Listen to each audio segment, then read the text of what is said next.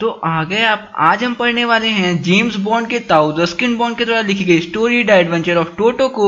तो वीडियो को देखते रहिए अंत तक। So without any further stuff, let get straight to the video. नहीं। इस स्टोरी में रस्किन बॉन्ड ने अपने ग्रैंडफादर को डिस्क्राइब किया है। यार उसके ग्रैंडफादर को एनिमल से बहुत ज्यादा लगाव था। इतना ज्यादा लगाव था कि रस्किन बॉन्ड एक घर में नहीं बल्कि चिड़ियाघर में रहते थे। रस्किन बॉन्ड के ग्रैंडफादर ने रैबिट्स पाल रखे थे, स्क्वेरल्स पाल रखी थी, डंकी पाल रखा था, टर्टोइस पाल रखा था और तो और अब वो एक मंकी को भी पाल लेते हैं जिसका नाम रहता है टोटो। सर एक दिन ग्रैंडफादर यूं ही घर के बाहर इधर उधर भटक रहे थे और वो देखते हैं कि एक टोंग ड्राइवर ने एक बहुत ही छोटा सा प्यारा सा एक मंकी पाल रखा है, जिसे देख के ग्रैंडफादर का दिल उस पे आ जाता है। वो मंकी बहुत ही ज्यादा सुंदर था। उसकी पूरी बॉडी रेड कलर की थी, उसके सफेद सफेद दांत थे, सुंदर नाखून थे और वो अभी एक छोटा सा बच्चा ही था। और फाइनली ग्रैंडफादर ने टोटो को 5 रुपीज में खरीद लिया। लेकिन प्रॉब्लम ये नहीं थी कि ग्रैंडफादर ने उस टोटो को कितने रुपए में खरीदा है। प्रॉब्लम ये थी कि अब हम टोटो को रखेंगे कहाँ, क्योंकि ग्रैंडफादर को तो एनिमल से बहुत ज्यादा प्यार था लेकिन हमारी ग्रैंड मदर को नहीं था। और फाइनली ग्रैंडफादर और मैं ये डिसाइड करते हैं कि हम इस बात को तब तक ग्रैंडमदर से छुपाएंगे जब तक उनका मूड बहुत ज्यादा अच्छा नहीं हो जाता।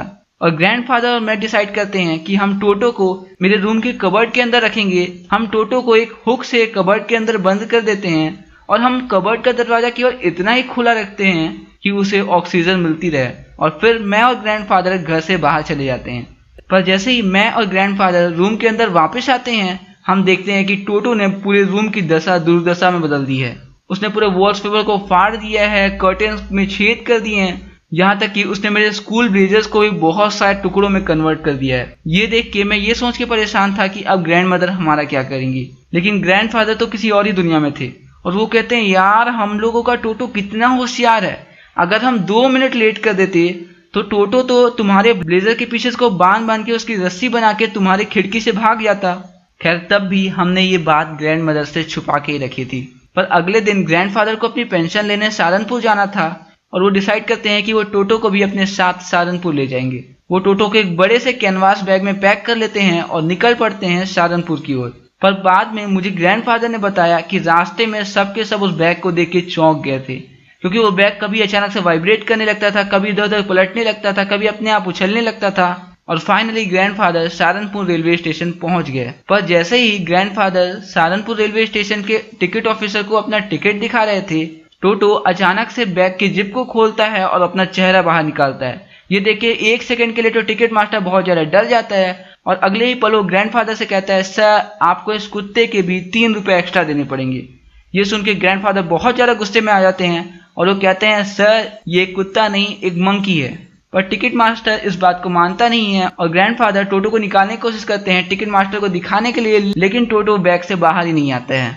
और फाइनली ग्रैंडफादर को टोटो के लिए 3 रुपीज एक्स्ट्रा देने पड़ते हैं। उसके बाद ग्रैंडफादर बहुत ज्यादा गुस्सा हो जाते हैं और वो टिकट मास्टर को अपने पॉकेट से एक टर्टोइस निकाल के दिखाते हैं और कहते हैं क्या ये भी कुत्ता है, क्या मुझे इसके भी पे करने पड़ेंगे। और टिकट मास्टर उस टर्टोइस को देखता है, हल्का सा स्माइल करता है और कहता है नहीं sir this is not a dog, आपको इसके पे नहीं करने पड़ेंगे। और फाइनली ग्रैंडफादर वापस आ जाते हैं और जब ग्रैंडफादर अपनी पेंशन लेके वापस आते हैं वो ग्रैंड मदर को अपनी पेंशन देते हैं। तब ग्रैंड मदर बहुत ज्यादा खुश थी और वही एक मौका था जब हम ग्रैंड मदर को बता सकते थे कि हम एक नए एनिमल टोटो को पाल रहे हैं। और फाइनली ग्रैंड मदर उस टाइम पे मान भी जाती हैं टोटो को पालने के लिए यार, लेकिन टोटो के बहुत ज्यादा नखरे थे। आपको पता है टोटो को सबसे ज्यादा पसंद क्या था? टोटो को सबसे ज्यादा पसंद था ठंडी में गरम गरम पानी में नहाना। वो सबसे पहले तो गरम गरम पानी में अपनी एक उंगली डाल के उसका टेम्परेचर चेक करता था, फिर अपना पहला पैर डालता था, फिर अपना धीरे से दूसरा पैर डालता था और फिर आराम से गरम गरम पानी में नहाया करता था। और जैसे ही ग्रैंड मदर के द्वारा दिए गए पॉट का पानी ठंडा हो जाता था वो तुरंत दौड़ते हुए भागता था किचन की ओर और वहां पे जलती हुई आग के सामने खड़े हो जाता था।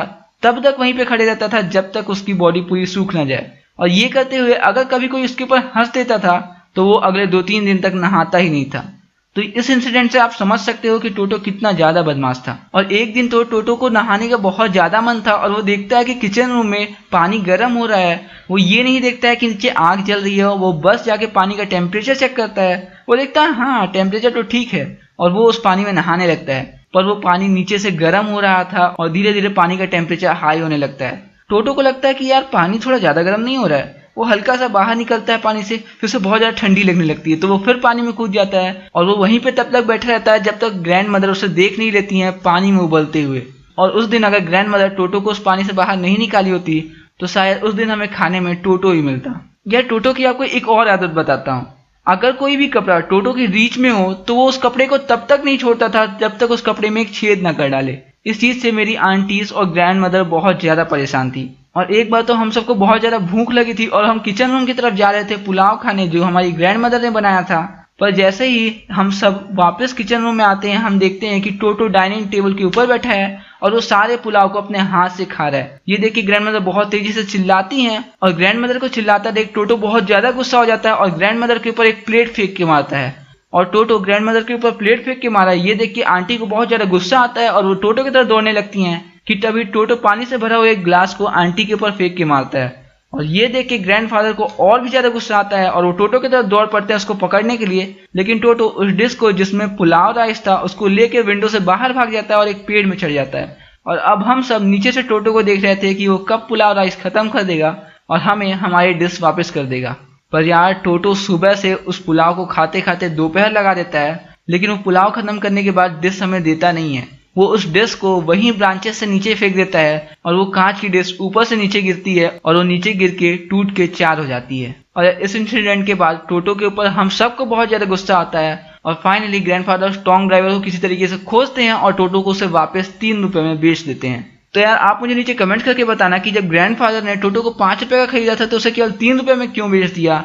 तो बस यहीं पे खत्म होता है चैप्टर। आशा करता हूँ ये वीडियो आपको बहुत पसंद आई होगी। अगर हाँ तो इस वीडियो को लाइक कर देना, अपने दोस्तों के साथ शेयर भी कर देना और हमारे इस खूबसूरत परिवार का हिस्सा बनने के लिए नीचे एक लाल दरवाजा होगा उसे नॉक करके बेल प्रेस कर देना, इससे आपको इस खूबसूरत परिवार की सारी गतिविधियों की जानकारी मिलती रहे। इस वीडियो में इतना ही, मिलते हैं अगली वीडियो के साथ, तब तक के लिए stay healthy, stay inspired and I love you all.